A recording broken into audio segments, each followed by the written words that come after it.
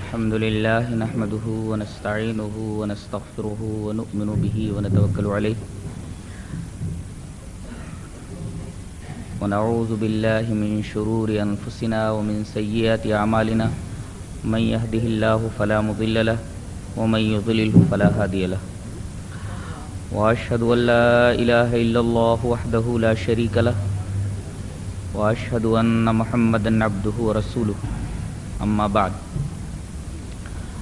فإن خير الحديث كتاب الله وخير الهدي هدي محمد صلى الله عليه وسلم وشر الأمور محدثاتها وكل محدثة بدعة وكل بدعة ضلالة وكل ضلالة في النار. أعوذ بالله من الشيطان الرجيم. بسم الله الرحمن الرحيم.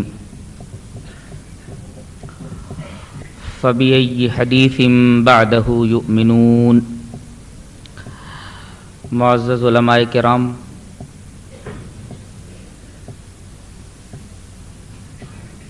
محترم بزرگوں، نوجوان بھائیوں،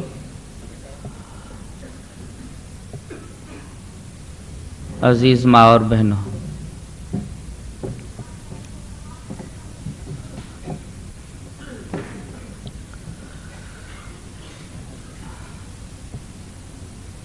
بنگلور کی ایک مسجد میں ایک قاسمی صاحب امام اور خطیب ہیں. ہمارے بنگلور کے احباب نے ان کی کچھ کیسٹیں مجھ تک پہنچائیں.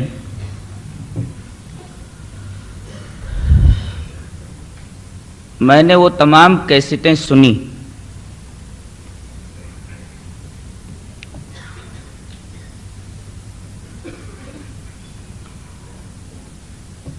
پوری تقریر میں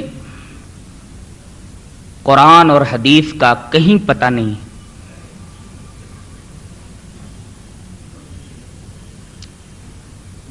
صرف اور صرف اہل حدیثوں کو گالیاں دی گئیں اور انداز بالکل بازاری ہے. کم سے کم یہ انداز تقریر کسی عالم کا نہیں ہو سکتا. ارے کمینے، انگریز کا بچہ، انگریز کی اولاد، بتائیے یہ انداز تقریر اور یہ انداز تکلم کسی عالم کا ہو سکتا ہے؟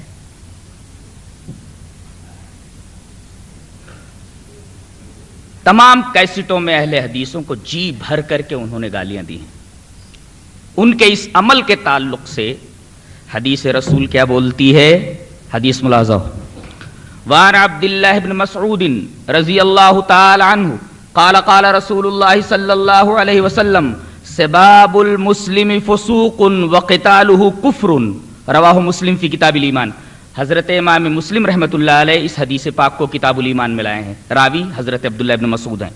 حضرت عبداللہ بن مسعود رضی اللہ تعالیٰ عنہ فرماتے ہیں کہ رسول اللہ صلی اللہ علیہ وسلم نے ارشاد فرمایا کہ کسی مسلمان کو گالی دینا فسق ہے، گالی دینے والا فاسق ہے، اور کسی مسلمان سے قتال کرنے والا کافر ہے.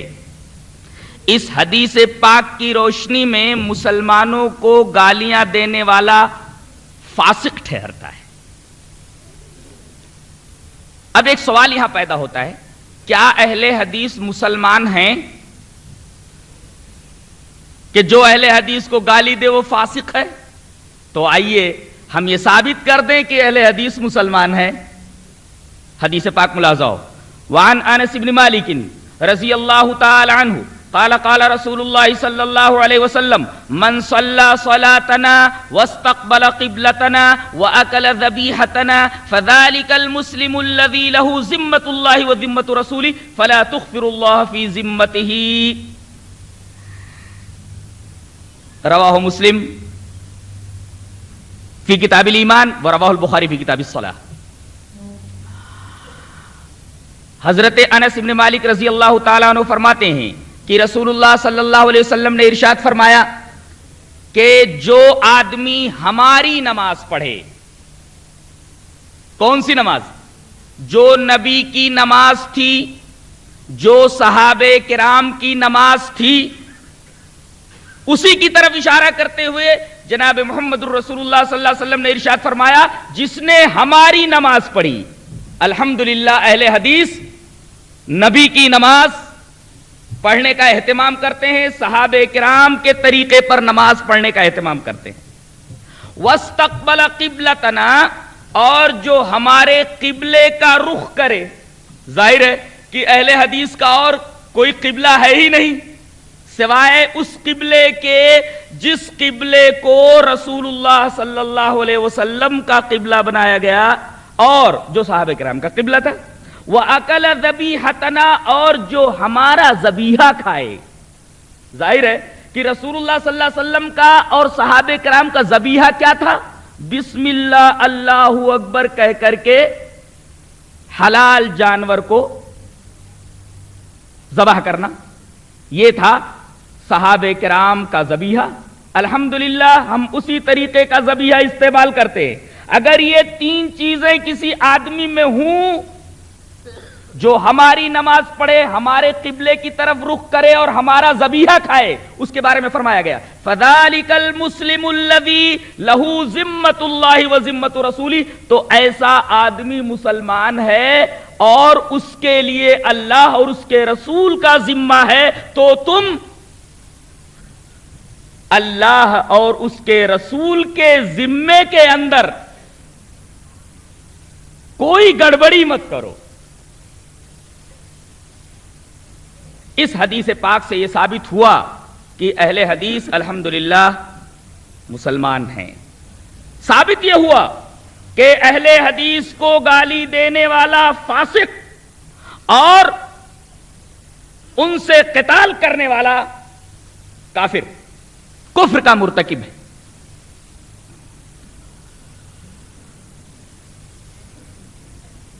یہ تو تھا گالی کا جواب، پہلی گالی کا، ارے کمینے کا جواب۔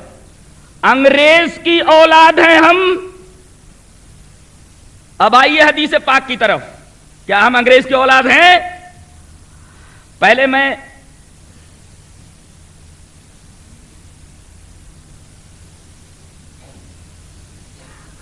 ایک حدیث پاک پیش کر دوں جسے امام بخاری رحمت اللہ علیہ کتاب العلم میں لائے ہیں۔ پہلے اس حدیث کا ترجمہ دیکھ لیں۔ روایت اس طرح ہے، وَعَن مُعَاوِيَةَ بْنِ قُرَّةَ عَنْ أَبِيهِ قَالَ قَالَ رَسُولُ اللَّهِ صَلَّى اللَّهُ عَلَيْهِ وَسَلَّمَ إِذَا فَسَدَ أَهْلُ الشَّامِ فَلَا خَيْرَ لَكُمْ وَلَا تَزَالُ طَائِفَةٌ مِّنْ أُمَّتِي مَنْصُورِينَ لا يضرهم من خذلهم حتى تقوم الساعة قال محمد بن اسماعیل وقال علی بن المدینی هم اصحاب الحدیث رواہ الترمذی فی کتاب الفتن۔ یہ روایت امام ترمذی رحمۃ اللہ علیہ کتاب الفتن میں لائے۔ حضرت معاویہ ابن قرہ اپنے باپ سے روایت کرتے ہیں، ان کے باپ کہتے ہیں کہ رسول اللہ صلی اللہ علیہ وسلم نے ارشاد فرمایا کہ جب شام کے لوگ خراب ہو جائیں تو تمہارے اندر کوئی بھلائی نہیں، تمہارے لیے کوئی خیر نہیں۔ اس کے بعد آپ نے فرمایا کہ میری امت کا ایک گروہ ہمیشہ مدد کیا جانے والا رہے گا، جس کی مدد کی جائے گی، اور مخالفت کرنے والوں کی مخالفت امت کے اس فرقے کو، امت کی اس جماعت کو، امت کے اس گروہ کو کوئی ضرر نہیں پہنچا سکتا، قیامت تک ضرر نہیں پہنچا سکتا، اور یہ فرقہ قیامت تک رہے گا۔ اس حدیث پر تبصرہ کرتے ہوئے امام المحدثین حضرت محمد ابن اسماعیل البخاری اور ان کے استاد محترم، مشہور ناقد حدیث، مشہور محدث علی ابن مدینی، دونوں کہتے ہیں کہ اس طائفہ سے مراد، اس گروہ سے مراد اصحاب الحدیث ہیں، ہم اصحاب الحدیث، یہ اہل حدیث ہیں۔ اب بتاؤ، جب اہل حدیث حضرت امام بخاری رحمت اللہ علیہ کے فرمان کے مطابق، ان کے استاذ علی ابن مدینی کے مطابق رسول اللہ صلی اللہ علیہ وسلم کے زمانے کے ٹھہرتے ہیں، تو پھر انگریز کی اولاد کیسے ہوئے؟ غور کرنے کی بات ہے۔ ایک روایت اور لے لیں، حضرت امام احمد بن حنبل رحمۃ اللہ علیہ کا تبصرہ اس کے اوپر، وہ حدیث ملاحظہ ہو۔ وعن عبداللہ بن عمرو رضی اللہ تعالی عنہ قال قال رسول اللہ صلی اللہ علیہ وسلم لا یاتین علی امتی ما اتی علی بنی اسرائیل حد والنال بالنال حتی ان کان منهم من اتی امه علانیۃ لکان فی امتی من یصنع ذلک وان بنی اسرائیل تفرقت الى 72 ملة وتفترق امتي الى 73 ملة كلهم في النار الا ملة واحدة قالوا من هي يا رسول الله قال ما انا عليه واصحابي رواه الترمذي في كتاب الايمان باب افتراق هذه الامة وقال احمد بن حنبل رحمه الله ان لم يكونوا اهل الحديث فلا ادري من هم۔ حضرت عبداللہ ابن عمر رضی اللہ تعالیٰ عنہ فرماتے ہیں کہ رسول اللہ صلی اللہ علیہ وسلم نے ارشاد فرمایا، میری امت کے اوپر وہی کچھ آنے والا ہے جو اس سے پہلے بنی اسرائیل کے اوپر آ چکا ہے، یہاں تک کہ اگر بنی اسرائیل کے کسی بدبخت نے اپنی ماں کے ساتھ زنا کیا ہوگا تو اس امت میں بھی وہ آدمی ہوگا جو ایسا کام کرے گا۔ اور آگے آپ نے فرمایا کہ بنی اسرائیل یہ 72 فرقوں میں بٹ گئے اور میری امت 73 فرقوں میں بٹ جائے گی، کلہم فی النار، سارے کے سارے فرقے جہنمی ہوں گے سوائے ایک فرقے کے کہ وہی ناجی ہوگا، وہی جنتی ہوگا۔ پوچھا گیا کہ اے اللہ کے رسول اس فرقے کا نام کیا ہوگا؟ آپ نے نام نہیں بتایا، منہج بتایا کہ طریقہ کار سے پہچان لوگے وہ فرقہ کون سا ہوگا، جو ناجی ہوگا اور جو جہنم سے نجات پانے والا ہوگا۔ منہج بتایا گیا، ما انا علیہ واصحابی، جو میرے طریقے پر ہوگا اور میرے صحابہ کے طریقے پر ہوگا۔ یہ منہج رسول اللہ صلی اللہ علیہ وسلم کا بتایا ہوا ہے۔ حضرت امام احمد بن حنبل رحمت اللہ علیہ اس حدیث کی روشنی میں فرماتے ہیں، اگر اس حدیث سے مراد اہل الحدیث نہیں ہے، ما انا علیہ واصحابی سے مراد اگر اہل الحدیث نہیں ہے، ان لم یکونوا اہل الحدیث فلا ادری من هم، تو میں نہیں جانتا کہ وہ کون ہیں۔ یہ حدیث بھی بتا رہی ہے کہ اس فرقے سے اور اس جماعت سے مراد بحمد اللہ اہل الحدیث ہی ہیں۔ ایک روایت حضرت صوبان کی جسے امام ابن ماجہ رحمت اللہ علیہ باب و اتباع سنت رسول اللہ صلی اللہ علیہ وسلم ابن ماجہ ملا ہے، روایت اس طرح ہے، وعن صوبان، اس حدیث کو ملا لیں بات بالکل واضح ہو جاتی ہے، وعن صوبان رضی اللہ تعالی عنہ ان رسول اللہ صلی اللہ علیہ وسلم قال لا تزال طائفة من امتی علی الحق منصورین لا یضرهم من خذلهم حتى یاتی امر اللہ عز وجل، رواہ ابن ماجہ فی باب اتباع سنت رسول اللہ صلی اللہ علیہ وسلم۔ اس حدیث پر ذرا رک کر میں ذرا کچھ شرح و بسط کے ساتھ کچھ باتیں کہنا چاہتا ہوں۔ حضرت صوبان رضی اللہ تعالیٰ عنہ فرماتے ہیں کہ رسول اللہ صلی اللہ علیہ وسلم نے ارشاد فرمایا کہ میری امت کا ایک گروہ برابر رہے گا،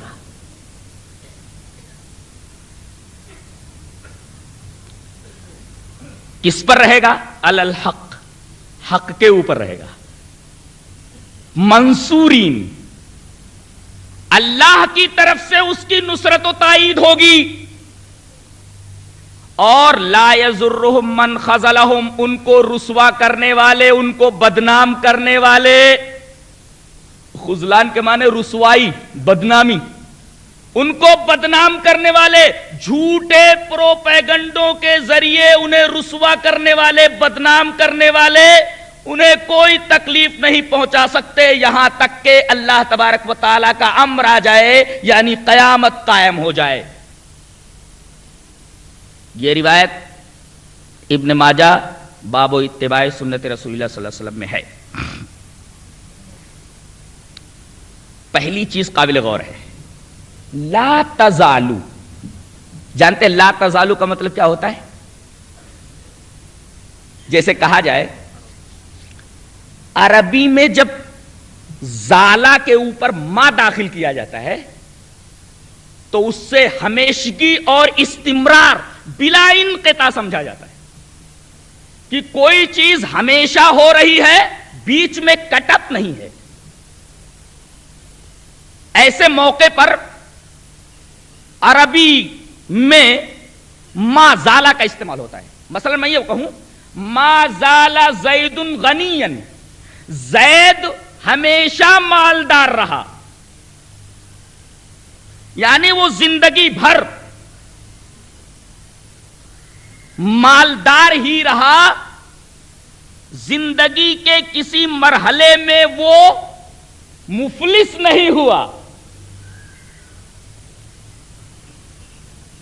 یعنی کانٹینیوڈ برابر رہا اور بلا انقطاع رہا، استمرار بلا انقطاع، زندگی کے کسی مرحلے میں وہ مفلس نہیں ہوا۔ ما زال زید غنیا، زید ہمیشہ غنی رہا، استمرار ہے غنا کے اندر اور بلا انقطاع ہے، کہیں کٹپ نہیں ہے۔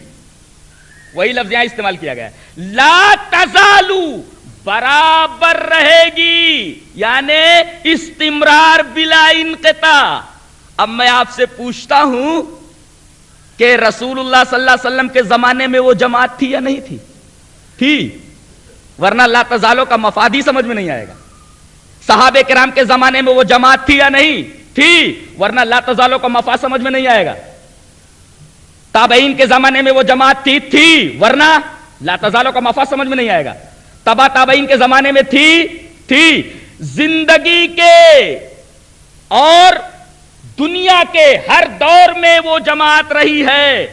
تو صحابہ کرام کے زمانے میں وہ جماعت تھی، رسول کے زمانے میں وہ جماعت تھی، تابعین کے زمانے میں وہ جماعت تھی، تبا تابعین کے زمانے میں تھی، زندگی کے ہر دور میں دنیا میں وہ جماعت ہمیشہ موجود رہی ہے، کبھی دنیا کسی لمحے اس جماعت سے خالی نہیں رہی ہے، ورنہ لا تزالو کا مفاد نہیں سمجھ میں آئے گا۔ اب بتائیے، حنفیت اس سے مراد ہو سکتی ہے؟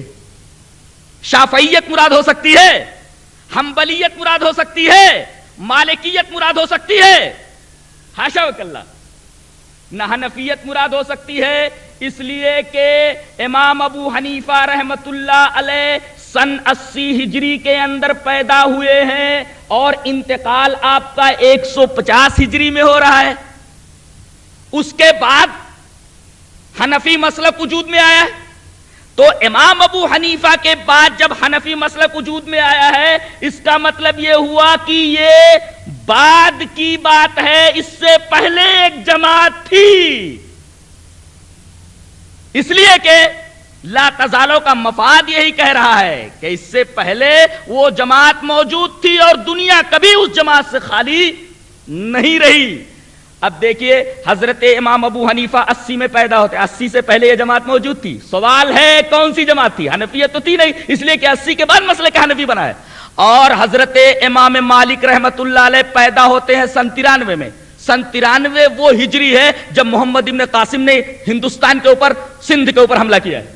ظاہر ہے کہ آپ کے بعد مالکیت بنی، مالکی مسلک بنا، اس سے پہلے مالکی مسلک تھا ہی نہیں، لہذا مالکیت مراد نہیں ہو سکتی۔ امام احمد ابن حنبل رحمت اللہ علیہ کی پیدائش 164 کے اندر ہو رہی ہے، 164 کے بعد مسلک حنبلیت وجود میں آیا ہے، اس سے پہلے وہ جماعت موجود تھی۔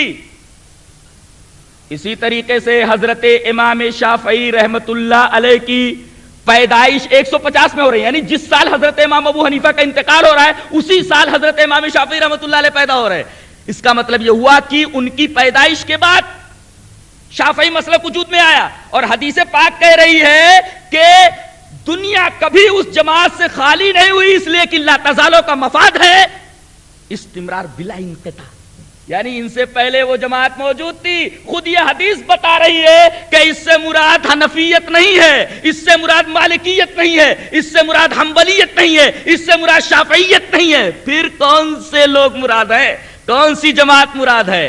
وہی جماعت مراد ہے جسے حضرت امام احمد ابن حنبل رحمۃ اللہ علیہ نے اصحاب الحدیث کہا ہے، حضرت علی ابن مدینی نے اصحاب الحدیث کہا ہے، حضرت امام بخاری رحمۃ اللہ علیہ نے اہل الحدیث کہا ہے۔ ایک پہچان تو یہ ہوئی کہ ہمیشہ رہے گی۔ دوسرا نقطہ یہ معلومات، طائفتن، ایک ہی جماعت رہے گی۔ یہ چار برحق کیسے ہو سکتے؟ رسول اللہ صلی اللہ علیہ وسلم نے فرمایا ایک جماعت رہے گی، یا چار کو برحق بول رہے ہیں؟ یہاں کہیں گے ایک جماعت رہے گی، چار جماعتیں ہیں۔ اس کا مطلب یہ ہے کہ یہ چاروں جماعتیں مراد نہیں ہے، اس لیے کہ طائفہ کی قید ان چاروں کو الگ کر رہی ہے۔ وہ کوئی دوسرا ہی طائفہ ہے، وہ کوئی دوسرا ہی گروہ ہے، وہ کوئی دوسری ہی جماعت ہے۔ یہ طائفہ کا مفاد ہوا۔ لا تزال کا مفاد سمجھ میں آیا، طائفتن کا مفاد سمجھ میں آیا۔ آگے بڑھیے، لا تزال طائفۃ من امتی علی الحق، وہی جماعت وہی گروہ حق کے اوپر ہوگی، حق کے اوپر ہوگی وہ۔ بقیہ سارے لوگ ناحق پر ہوں گے، وہی جماعت صراط مستقیم پر ہوگی۔ اور منصورین کا لفظ قابل غور ہے۔ اللہ کی نصرت و تائید اس جماعت کے ساتھ ہوگی۔ ایک اہل حدیث اگر کسی گلی میں موجود ہو، چند سالوں کے اندر ایک جماعت بن جاتی ہے۔ یہ اللہ کی نصرت و تائید نہیں تو اور کیا ہے؟ ایک اہل حدیث کسی گلی میں موجود ہو، کسی محلے میں موجود ہو، اللہ کی نصرت و تائید دیکھیے کہ پوری جماعت بنا لیتا ہے۔ مخالفین خوف سے کانپتے رہتے، ان کے پروپیگنڈے، ان کی گالیاں اس بات کی دلیل ہے کہ ان کے پاس ان سے لڑنے کے لیے دلائل نہیں ہے۔ کہیں میں نے پڑھا تھا ماڈرن دور میں گالیاں، آگے سائن آف انٹروگیشن ہے، سائن آف انٹروگیشن، ماڈرن دور میں گالیاں کس کو بولتے ہیں؟ جواب دیتا ہے تمام دلائل کے خاتمے کا اعلان۔ یہ ماڈرن دور میں گالیاں، یہ قاسمی صاحب کا جواب ہے۔ یعنی جو آدمی گالیوں پر اتر آئے، دلیل ہے اس بات کی کہ اس کے پاس دلائل ختم ہو چکے ہیں۔ ماڈرن دور میں گالیاں، جواب تمام دلائل کے خاتمے کا اعلان۔ تو ایک محلے میں اگر کوئی اہل حدیث ہو، اللہ تبارک و تعالی کی نصرت و تائید اس کے ساتھ ہوتی ہے، ایک رہتا ہے، پوری جماعت بنا لیتا ہے۔ اگلا ٹکڑا دیکھیے، لا یضرہم من خالفہم۔ اس ٹکڑے سے دو باتیں معلوم ہوئی، بلکہ یہ کہہ لو کہ تین باتیں معلوم ہوئی۔ ایک تو یہ کہ ان سے مخالفت لوگ کرتے ہی رہیں گے، ان سے جھگڑا ہوتا ہی رہے گا، اور یہ برابر جھگڑتے رہیں گے، جہاں دیکھو لڑ رہے ہیں، جہاں دیکھو دلائل پیش کر رہے ہیں اور جھگڑا ہو رہا ہے۔ یہ حدیث پاک بتا رہی ہے کہ یہ برابر جھگڑتے رہیں گے اور مخالفت برابر ہوگی۔ چپ ہو جائے تو مخالفت کا سوال ہی پیدا نہیں ہوتا۔ یہ لفظ بتا رہا ہے من خالفہم کا کہ یہ چپ نہیں بیٹھیں گے، جھگڑا کرتے رہیں گے، مخالفت ہوتی رہے گی۔ پہلی بات یہ معلوم ہوئی کہ یہ چپ نہیں بیٹھنے والے، مخالفت ہوگی کیوں؟ اس لیے کہ چپ چاپ نہیں بیٹھیں گے، بولتے رہیں گے، اور جب بولیں گے تو مخالفت ہوگی۔ اور حدیث پاک بتا رہی ہے مخالفت ہوگی، لیکن مخالفت کا کوئی اثر اس جماعت کے اوپر نہیں ہوگا۔ لا یضرہم، کون لوگ ان کو نقصان نہیں پہنچا سکتے؟ من یضرو کا فاعل ہے، جو ان کی مخالفت کریں گے کسی بھی میدان میں ان کو تکلیف نہیں پہنچا سکتے، چاہے وہ دلائل کا میدان ہو تکلیف نہیں پہنچا سکتے۔ یہ بھی ایک نقطہ نکلا اس حدیث پاک سے۔ دلائل لے کر کے بیٹھیں گے تو ان کے پاس لچر پوچھ اور باطل دلائل کے سوا اور کوئی بات نہیں ہوگی۔ ایک نقطہ اور یہاں بتا دوں، قرآن حکیم میں کہیں بھی دلیل کا مطالبہ نہیں ہے۔ ایک نقطہ ہے یہ، قرآن حکیم دلیل کا مطالبہ نہیں کرتا، برہان کا مطالبہ کرتا ہے، سلطان کا مطالبہ کرتا ہے۔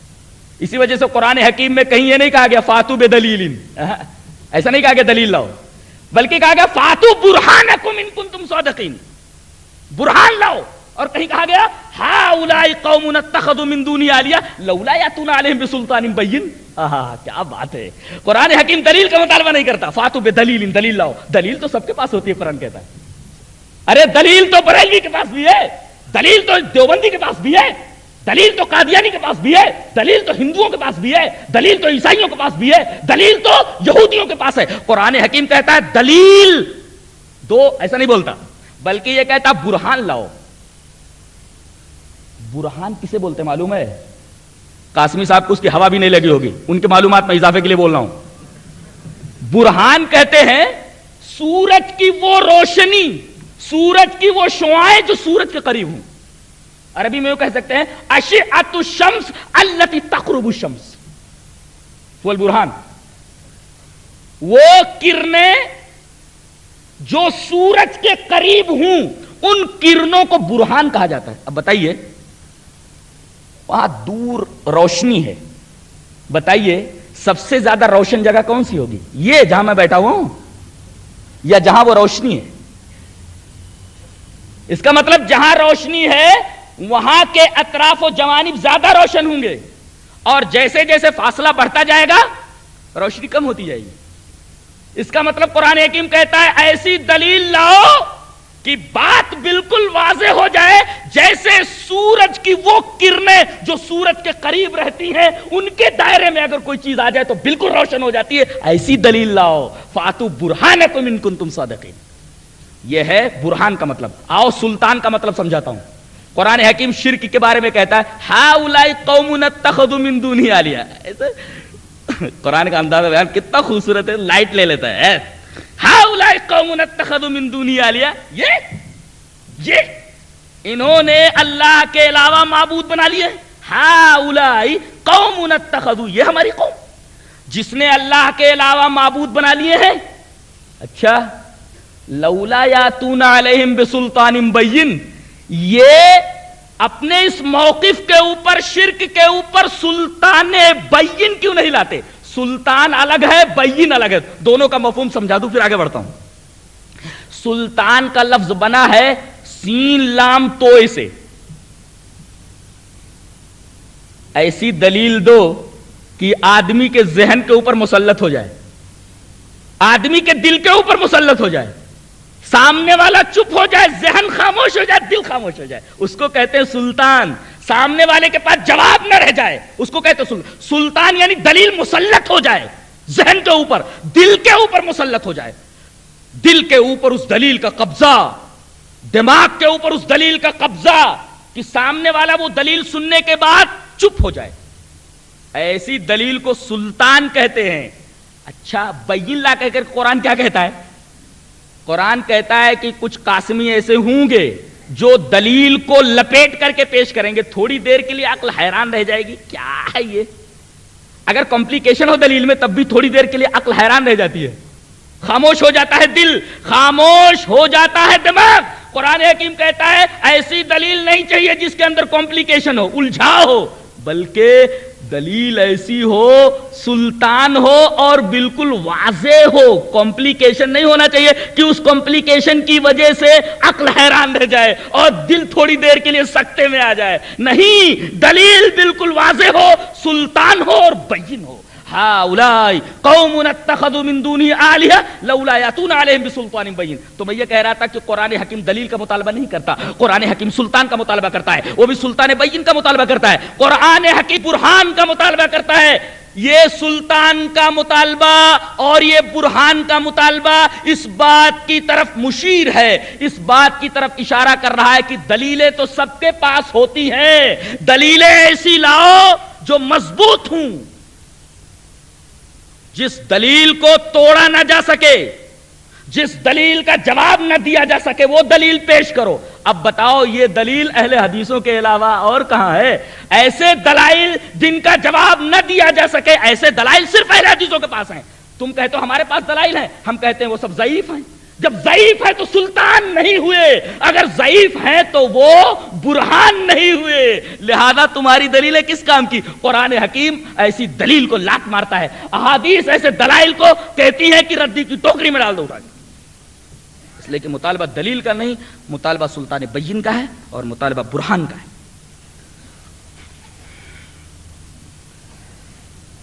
کتنی باتیں معلوم ہوئی اس حدیث پاک سے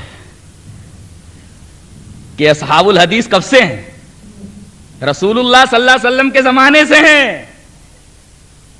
لا تزالوں کا مفاد بتا رہا ہے، اور جماعتیں 4 نہیں ہوں گی، جماعت 1 ہوگی، طائفتن کا مفاد ہے، اور برابر لڑتے رہیں گے، کہیں چپ نہیں بیٹھے رہیں گے، یہ لا یضرہم من خالفہم کا مفاد ہے، اور دلائل کے میدان میں کسی بھی میدان میں سامنے والا ان کو چت نہیں کر سکتا، اور مخالفین کے جھوٹے پروپیگنڈے الزامات انہیں کوئی نقصان نہیں پہنچا سکتے۔ اچھا، یہ جماعت کب تک رہے گی؟ آخری ٹکڑا، حتی یاتی امر اللہ عز وجل، یہاں تک کہ قیامت آ جائے، یعنی زمانے رسالت سے لے کر تا قیام قیامت یہ جماعت موجود رہے گی۔ اب آپ دل کے دروازے کھول کر کے، دماغ کی کھڑکیاں کھول کر کے ذرا فیصلہ کر لیں کہ کیا اس حدیث پاک سے مراد، اس حدیث پاک میں جس طائفہ کی بات کہی گئی ہے، جس گروہ کی بات کہی گئی ہے، جس جماعت کی بات کہی گئی، کیا وہ جماعت حنفی جماعت ہے؟ اس لیے کہ وہ تو 80 سال کے بعد وجود میں آئی ہے، 4 صدی سے پہلے تو یہ سب کچھ تھا ہی نہیں۔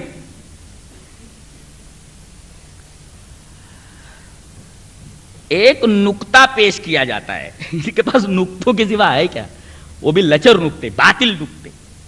کہتے ہیں کہ اہل الحدیث سے مراد محدثین ہیں، آج کے اہل حدیث تھوڑی ہیں۔ ایک اعتراض تو یہ ہے۔ دوسرا اعتراض یہ ہے کہ انہوں نے اہل الحدیث نام کیوں رکھا؟ تو اہل الحدیث نام کیوں رکھا اس کا جواب دے رہا ہوں۔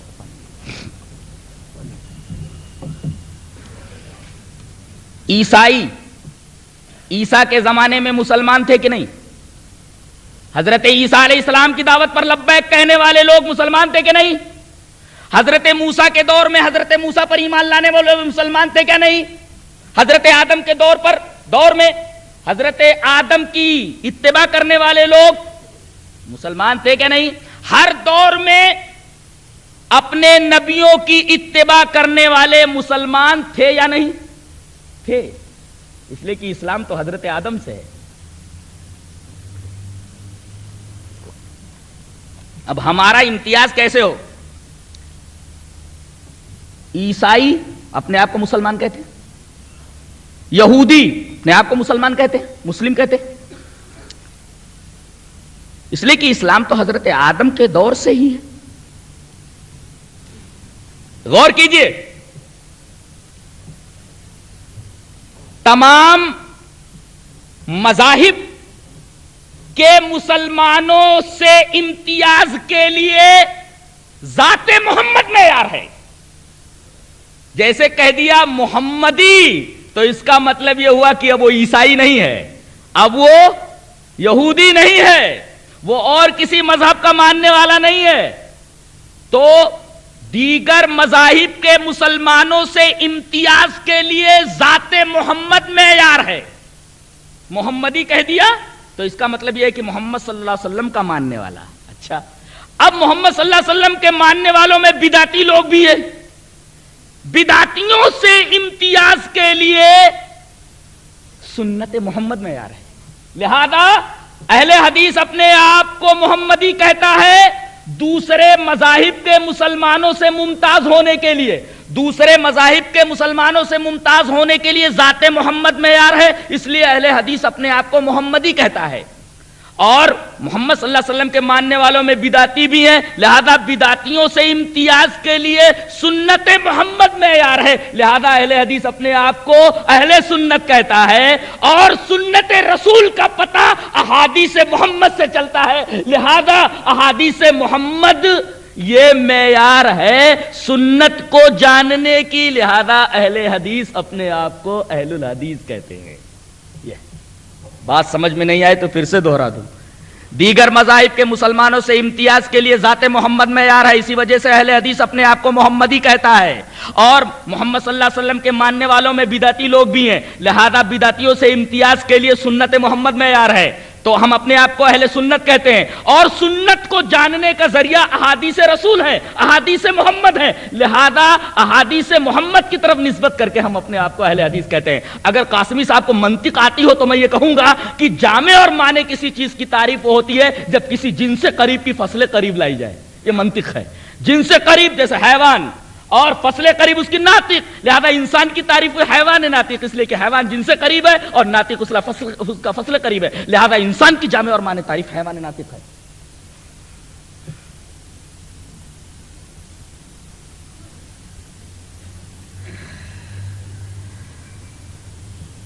لہذا ہم اپنے آپ کو اہل حدیث کہتے ہیں، محمدی کہتے ہیں اس وجہ سے، اہل سنت کہتے ہیں اس وجہ سے، اہل الحدیث کہتے ہیں اس وجہ سے۔ یہ اس سوال کا جواب ہے کہ تم اپنے آپ کو اہل حدیث کیوں کہتے ہو؟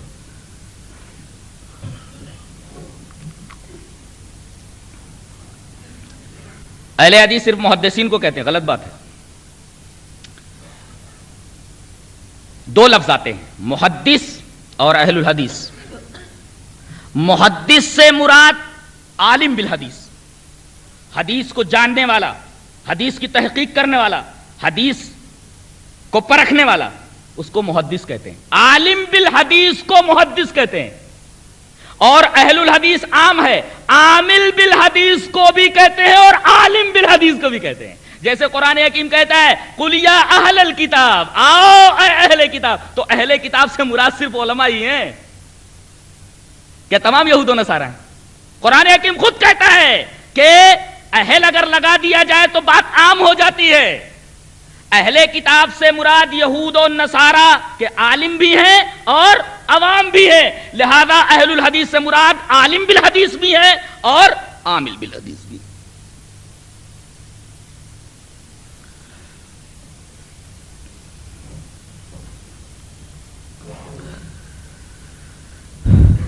تو یہ اس سوال کا جواب ہو گیا کہ ہم انگریزوں کی اولاد نہیں ہیں، اس لیے کہ ہم تو زمانے رسول ہی سے ہیں، لہذا انگریزوں کا بچہ کہنا یا انگریزوں کی اولاد کہنا یہ اہل حدیثوں کے اوپر بہت بڑا ظلم ہے، اہل حدیثوں کے اوپر بہت بڑی زیادتی ہے، اور ایک طریقے کا یہ قذف ہے۔ قذف ثبوت نہ دے سکے تو کتنے کوڑے لگائے جائیں مولانا؟ 80 کوڑے لگائے جائیں، اس لیے کہ الزام ثابت نہ ہو سکے تو 80 کوڑے لگائے جائیں، یہ حد قذف ہے، 80 کوڑے لگائے جائیں۔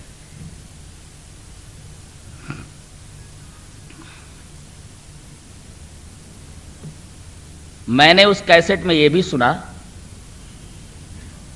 اکبر کی بڑی تعریف ہو رہی ہے، مغل اعظم فلم دیکھی ہوگی حضرت نے، اکبر کی بڑی تعریف ہو رہی ہے۔ اکبر کے بارے میں قرآن حکیم کیا کہتا ہے؟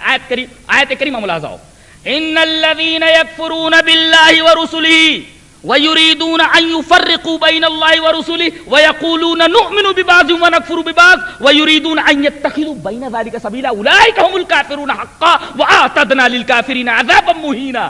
بے شک وہ لوگ جو انکار کرتے ہیں اللہ کی آیات کا، ان الذین یکفرون باللہ ورسلہ، اللہ کا انکار کرتے ہیں، اللہ کی آیات کا انکار کرتے ہیں، رسول کا انکار کرتے ہیں، رسول کی احادیث کا انکار کرتے ہیں، اور کیا کرتے ہیں؟ وَيُرِيدُونَ أَن يُفَرِّقُوا بَيْنَ اللَّهِ وَرُسُلِهِ، اور وہ چاہتے ہیں کہ اللہ اور اس کے رسول کے درمیان تفریق کریں۔ اور تیسرا کام کیا ہے؟ وَيَقُولُونَ نُؤْمِنُ بِبَعْضٍ وَنَكْفُرُ بِبَعْضٍ، اور کہتے ہیں کہ ہم ایمان لاتے ہیں بعض اسلامی باتوں پر اور بعض اسلامی باتوں کا انکار کرتے ہیں، بعض کو مانتے ہیں اور بعض کا انکار کرتے ہیں۔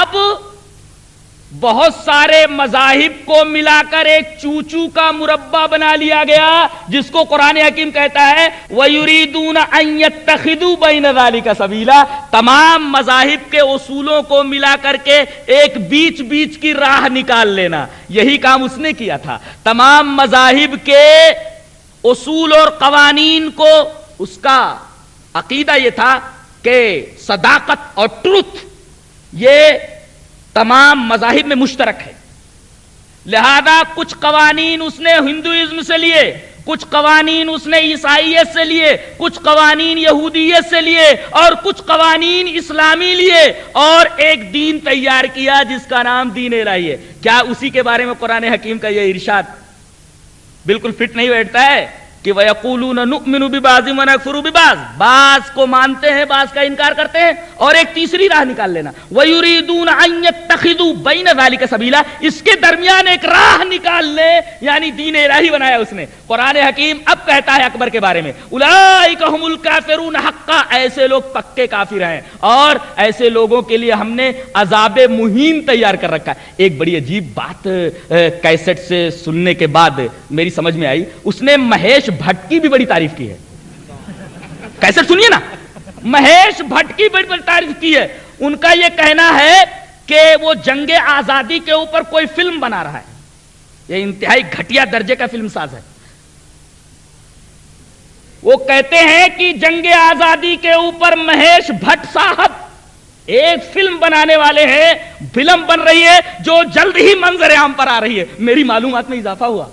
قرآن حکیم اس مہیش بھٹ کے بارے میں کیا بولتا ہے وہ دیکھو، سورہ لقمان کی آیت پر آ جاؤ، وَمِنَ النَّاسِ مَن يَشْتَرِي لَهْوَ الْحَدِيثِ لِيُضِلَّ عَن سَبِيلِ اللَّهِ بِغَيْرِ عِلْمٍ وَيَتَّخِذَهَا هُزُوًا أُولَٰئِكَ لَهُمْ عَذَابٌ مُّهِينٌ۔ عجیب بات ہے کہ اکبر کی تعریف کی، اس کے لیے بھی اللہ نے وہی لفظ استعمال فرمایا، أُولَٰئِكَ أَعْتَدْنَا لَهُمْ عَذَابًا مُّهِينًا، اور مہیش بھٹ کے بارے میں بھی وہی لفظ استعمال فرمایا قرآن حکیم، أُولَٰئِكَ لَهُمْ عَذَابٌ مُّهِينٌ، اس کے لیے بھی رسوا کن عذاب، اس کے لیے بھی رسوا کن عذاب۔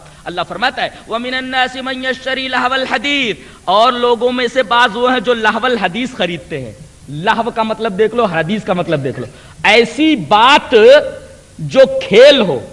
یہ جو ڈائیلاگ بولے جاتے ہیں اس میں حقیقت کا شائبہ ہوتا ہے؟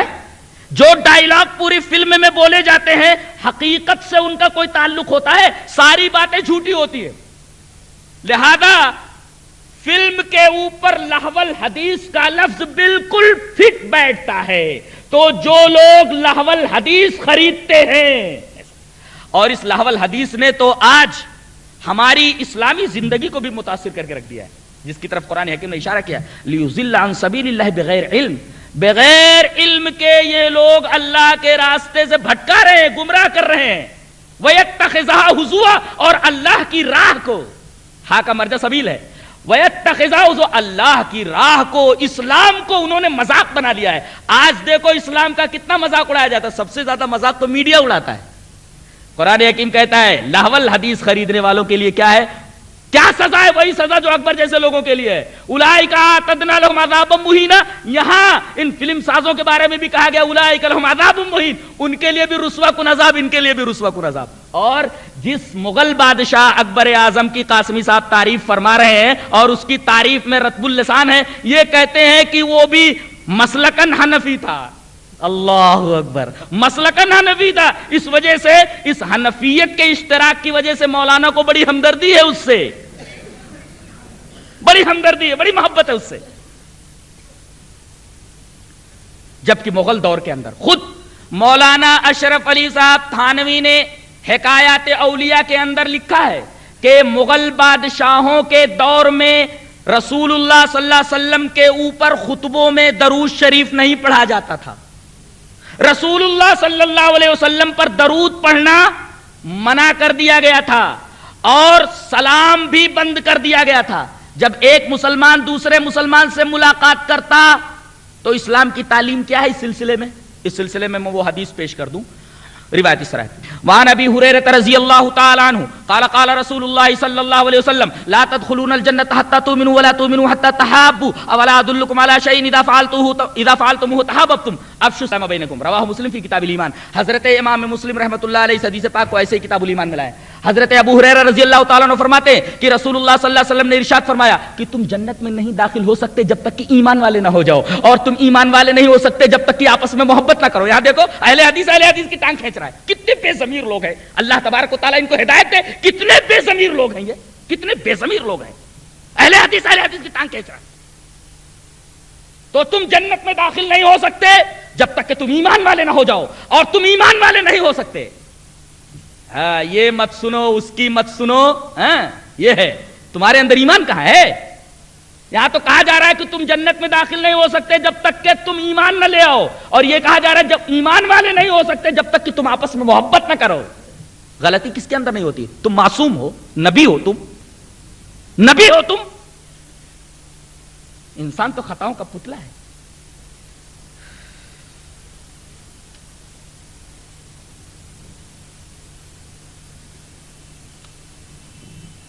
تو کوئی غلطی ہو تو غلطی کی نشاندہی کی جائے اور اس کے منہ پر نشاندہی کی جائے۔ اس سلسلے میں جی چاہتا ہے کہ میں ایک اور روایت پیش کر دوں۔ روایت اس طرح ہے، وعن ابی ہریرہ رضی اللہ تعالی عنہ قال قال رسول اللہ صلی اللہ علیہ وسلم المسلم اخو المسلم والمسلم المؤمن اخو المؤمن والمؤمن مرآۃ المؤمن یکف علیہ ضیعتہ ویحوطہ من ورائہ، رواہ ابو داؤد فی کتاب الادب۔ حضرت امام ابو داؤد اس حدیث پاک کو کتاب الادب میں لائے ہیں، کتاب الادب میں حدیث دیکھ لی جائے، ایسے ہی موجود ہوگی۔ رسول اللہ صلی اللہ علیہ وسلم نے ارشاد فرمایا کہ مومن مومن کا بھائی ہے۔ کیا بھائی کے اندر کوئی خرابی ہوتی ہے تو کیا بھائی کی ٹانگیں کھینچی جاتی ہیں؟ بتا، ٹانگیں کھینچی جاتی ہے اس کی اصلاح کی جاتی ہے۔ والمرآۃ مرآۃ والمؤمن مرآۃ المؤمن، مومن مومن کا آئینہ ہے۔ ایک نقطہ بتاتا ہوں، مومن مومن کا آئینہ ہے، کیا مطلب؟ آئینہ جب تک سامنے رہتا ہے چہرے کی خوبیاں اور خرابیاں بتاتا ہے، اگر آدمی چہرے کو آئینے سے ہٹا لے آئینہ ساکت ہو جاتا ہے، کچھ نہیں بولتا۔ جب تک آدمی آئینے کے سامنے ہے تب تک آئینہ چہرے کی خوبیاں اور خرابیاں بتاتا ہے، آدمی آئینے کے سامنے سے ہٹ جائے آئینہ بلینک ہو جاتا ہے، کچھ بولتا ہے۔ اشارہ اس بات کی طرف ہے کہ ایسے بن جاؤ، جب مومن تیرے سامنے آئے تو خوبیاں اور خرابیاں بتا دے، مومن تیرے سامنے سے ہٹ جائے تو آئینے کی طرف بلینک ہو جا۔ حدیث پڑھو، خالی اہل حدیث کا ٹائٹل لگانے سے اہل حدیث نہیں ہو جاتا کہیں جی۔ اور یکف علیہ ضیعتہ، اس کے جائیداد کی نگرانی کرو، ویحوطہ من ورائہ، اس کے پسے پشت جب وہ نہ رہے تو اس کا احاطہ کرو۔ احاطہ کا مطلب اس کی عزت کی حفاظت کرو، اس کی آبرو کی حفاظت کرو، اس کے مال کی حفاظت کرو۔ یہ ایک مومن کا فریضہ ایک مومن کے تئیں ہوتا ہے۔ عالم کو شریعت سکھانے چلے ہیں یہ لوگ، اللہ انہیں ہدایت دے، یہ عالم کو شریعت سکھائیں گے جنہیں پوری زندگی قرآن اور احادیث کے تتبع میں لگا دی ہے۔ بتائیے اب ان کے لیے کیا ہدایت ہی کی دعا کی جا سکتی ہے اور کیا کیا جا سکتا ہے؟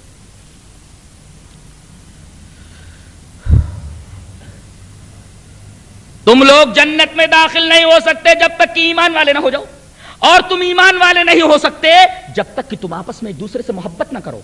اور آؤ میں ایسی چیز نہ بتا دوں جس کی وجہ سے تم ایک دوسرے سے محبت کرنے لگو۔ افشوا السلام بینکم، اپنے درمیان تم سلام کرائش کرو۔ ایک مسلمان دوسرے مسلمان سے ملے تو طریقہ یہ بتایا گیا ہے ملنے کا کہ ایک السلام علیکم کہے، دوسرا وعلیکم السلام بولے، ورحمۃ اللہ وبرکاتہ، اس کا اضافہ بھی کر دے۔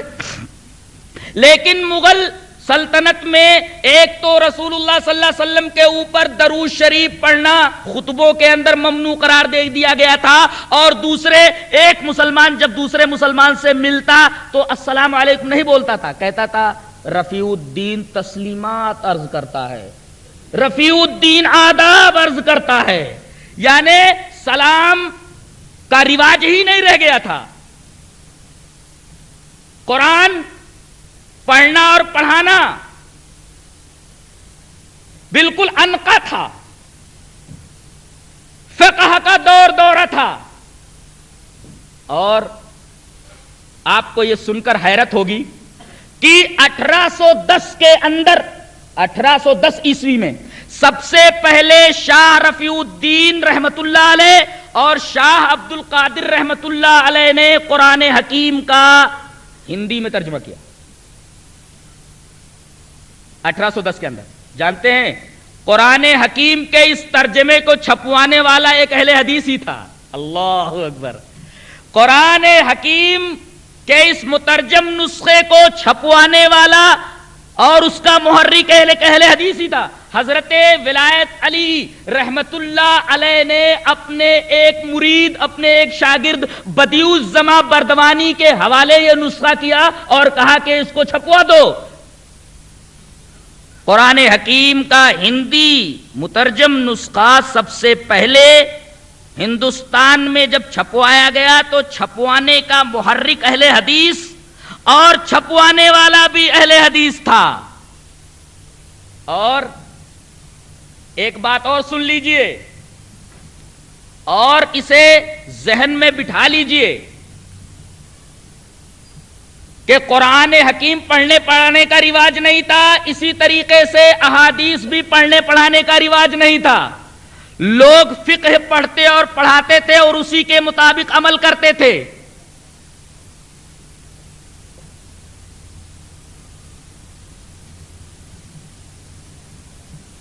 آپ قاسم العلوم دیوبند جو ایک میگزین نکلتا تھا، اس میگزین کو ایک جگہ جمع کر دیا گیا. اس کی جلد اول میں 11ویں شمارے کے اندر یہ بات لکھی ہوئی ہے. کیا لکھی ہوئی ہے؟ کہ ہم لوگ حدیث کو فقہا کے اقوال کی تائید کے لیے استعمال کرتے ہیں. اس کا مطلب یہ ہوا کہ حدیث کو اس لیے نہیں پڑھایا جاتا تھا کہ اس پر عمل کیا جائے، بلکہ حدیث کو اس لیے پڑھایا جاتا تھا تاکہ اس سے فقہی اقوال کی نصرت کی جائے، فقہی اقوال کی تائید کی جائے. یہ تھا اس ہندوستان کے اندر حدیث کا حال. اگر خدا کی قسم اہل حدیث یہاں نہ ہوتے تو علوم قرآن و سنت ختم ہو چکے ہوتے. انہوں نے ہی قرآن کو زندہ کیا، احادیث کو انہوں نے زندہ کیا. اگر یہ نہ ہوتے تو میں بالکل بجا کہہ رہا ہوں کہ علوم قرآن و سنت ختم ہو چکے ہوتے. انہوں نے ہی بتایا کہ مقام نبوت کیا ہوتا ہے، انہوں نے بتایا کہ مقام رسالت کیا ہوتا ہے، انہوں نے بتایا کہ جناب محمد الرسول اللہ صلی اللہ علیہ وسلم کا مقام کیا ہے. انہوں نے ہی بتایا کہ اگر پیر جیلانی بڑے ہیں، بڑے رہیں، جنید و بغدادی بڑے ہوں گے، خواجہ گیسو دراز بڑے ہوں گے، جنید اور بایزید بستامی بڑے ہوں گے، خواجہ اجمیری بڑے ہوں گے، امام ابو حنیفہ بڑے ہوں گے، امام شافعی بڑے ہوں گے، امام احمد ابن حنبل بڑے ہوں گے، امام مالک بڑے ہوں گے، لیکن جناب محمد الرسول اللہ صلی اللہ علیہ وسلم کی نالین مبارک کی خاک کے مقابلے میں بھی ان کو نہیں کھڑا کیا جا سکتا. درود شریف پڑھیے. اللہم صلی علی محمد وعلی آل محمد کما صلیت علی ابراہیم وعلی آل ابراہیم انک حمید مجید. اللہم بارک علی محمد وعلی آل محمد کما بارکت علی ابراہیم وعلی آل ابراہیم انک حمید مجید. اہل حدیثوں نے بتایا کہ مقام رسالت کیا ہوتا ہے، اہل حدیثوں نے بتایا کہ مقام نبوت کیا ہوتا ہے اور جناب محمد الرسول اللہ صلی اللہ علیہ وسلم کا مقام کیا ہے. ورنہ لوگ مقام نبوت سے آشنا ہوتے، نہ آشنا ہوتے، مقام رسالت سے نہ آشنا ہوتے، نہ واقف ہوتے. یہ اہل حدیثوں کا بہت بڑا احسان ہے ہندوستانیوں کے اوپر. عجیب بات ہے، قاسمی صاحب فرماتے ہیں فقہ پہلے آئی، بخاری بعد میں آئے. انا للہ. یہ کیسی طفلانہ حرکت ہے، جیسے اس کا مطلب ہے کوئی مطالعہ ہی نہیں حضرت کا. اب میں یہ بتاتا ہوں کہ ہندوستان کے اندر رسول اللہ صلی اللہ علیہ وسلم کی وفات کے بعد، آپ کی موت کے بعد، شمع نبوت کی کرنیں لے کر کے کون لوگ آئے. میں یہ بتاتا چلوں کہ رسول اللہ صلی اللہ علیہ وسلم کی موت کے 4 سال بعد ہی حضرت عمر رضی اللہ تعالی عنہ کے دور مبارک میں عثمان ابن ابی العاص ثقفی رحمت اللہ علیہ، جنہوں نے 17 سال کی عمر میں اسلام قبول کیا اور سن 15 ہجری کے اندر ہندوستان تشریف لائے اور سورت کی بندرگاہ سے ہوتے ہوئے وہ بھروچ کے علاقے میں آئے اور گجرات کے اکثر شہروں کے اوپر انہوں نے حملہ کیا. صحابہ کرام کیا لے کر آئے تھے؟ حضرت عثمان ابن ابی العاص ثقفی رحمت اللہ علیہ کہ ان کے ساتھ 17 صحابہ کرام ہیں. یہ 17 صحابہ کرام کیا لے کر آئے؟ جواب دیجئے. حنفیت لے کر آئے؟ ارے حنفیت تو 80 کے بعد کی بات ہے. یہ لوگ 15 ہجری میں کیا لے کر آئے؟ حضرت عثمان ابن ابی العاص ثقفی. یہ 17 صحابہ کرام جو ہندوستان میں آئے، یہ کیا لے کر کے آئے؟ حنفیت لے کر آئے نہیں، مالکیت لے کر آئے نہیں، حنبلیت لے کر کے آئے نہیں، شافعیت لے کر کے آئے نہیں، پھر کیا لے کر کے آئے؟ نبوت کی شمع لے کر کے آئے، قرآن اور حدیث لے کر کے آئے۔ اور اس کے بعد حضرت علی کے دور مبارک میں پھر 3 صحابی آتے ہیں۔ سوال یہ ہے کہ یہ پھر 3 صحابی کیا لے کر کے آئے؟ قرآن و حدیث لے کر کے آئے۔ پھر حضرت معاویہ رضی اللہ تعالیٰ عنہ کے دور میں 3 حضرت علی کے دور میں آئے، 4 حضرت معاویہ کے دور میں آئے۔ میں پوچھتا ہوں حضرت معاویہ کے دور میں 4 صحابہ کرام جو ہے وہ کیا لے کر کے آئے؟ قرآن و سنت ہی لے کر کے آئے، اس لیے کہ اس وقت تو حنفیت تھی نہیں، مالکیت تھی نہیں، حنبلیت تھی نہیں، شافعیت تھی نہیں۔ اس کے بعد حضرت یزید رحمت اللہ علیہ کے زمانے میں ایک صحابی آئے، حضرت منذر ابن جارود عبدی۔ حضرت منذر ابن جارود عبدی حضرت یزید رحمت اللہ علیہ کے دور میں آئے۔ ظاہر ہے کہ یہ صحابی جب لشکر لے کر کے یہاں آئے تو کیا لے کر کے آئے؟ قرآن و سنت لے کر کے آئے۔ اور اس کے بعد اب سلسلہ شروع ہوتا ہے تابعین کا۔ تابعین سب سے پہلے 47 آئے، 47 یا تقریباً 42، اس طریقے کی تعداد میں یہ لوگ آئے۔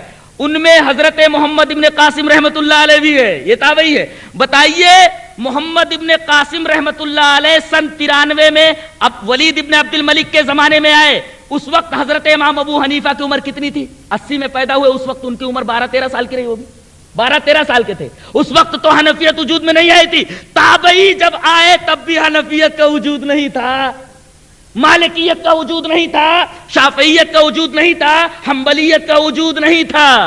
پھر کیا لے کر کے آئے؟ یہ لوگ بھی صرف اور صرف قرآن و سنت لے کر کے آئے۔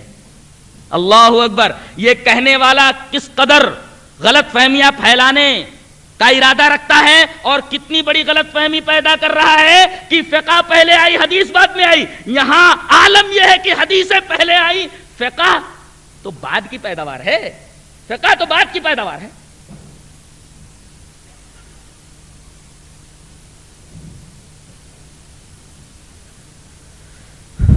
کہا جاتا ہے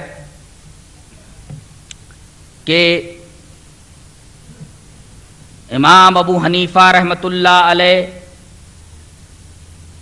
کے اوپر اللہ تبارک و تعالی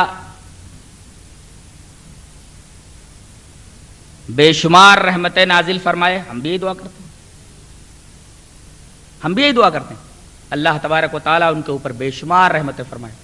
ایک بات یاد رکھیے کہ نبی کے علاوہ کوئی معصوم نہیں، نبی کے علاوہ کوئی معصوم ہے؟ نبی اگر غلطی کرنے لگے تو آسمان سے اس کی رہنمائی ہو جاتی تھی، فرشتہ آتا تھا اور بتاتا تھا کہ آپ سے یہاں غلطی ہو رہی ہے، غلطی صحیح کیجیے آپ۔ اور یہ تمام صحابہ کرام کا عقیدہ ہے کہ نبی کی بات کو منوان تسلیم کر لینا ہی ایمان کا تقاضا ہے۔ غیر نبی کی بات کو لیا بھی جا سکتا ہے اور چھوڑا بھی جا سکتا ہے۔ دلیل ملاحظہ ہو، فتح المجید کے اندر حضرت ابن عباس کا قول نقل کیا گیا ہے۔ قول اس طریقے کا ہے، وان ابن عباس رضی اللہ تعالی عنہما قال یوشک ان تنزل علیکم حجارۃ من السماء یقول قال رسول اللہ صلی اللہ علیہ وسلم وتقولون قال ابو بکر و عمر۔ حضرت ابن عباس رضی اللہ تعالی عنہ فرماتے ہیں کہ قریب ہے کہ تمہارے اوپر آسمان سے پتھر برسیں، تمہارے اوپر آسمان سے پتھر برسیں۔ کیوں؟ میں کہتا ہوں کہ رسول اللہ نے فرمایا، اقول میں بولتا ہوں کہ رسول اللہ نے فرمایا، وتقولون اور تم بولتے ہو قال ابو بکر و عمر، ابو بکر ایسا کہتے ہیں اور عمر ایسا کہتے ہیں۔ اس کا مطلب یہ ہوا کہ ابو بکر رضی اللہ تعالیٰ عنہ سے غلطی ہو سکتی ہے، اور ہوئی۔ دادی کی وراثت کے معاملے میں حضرت ابو بکر رضی اللہ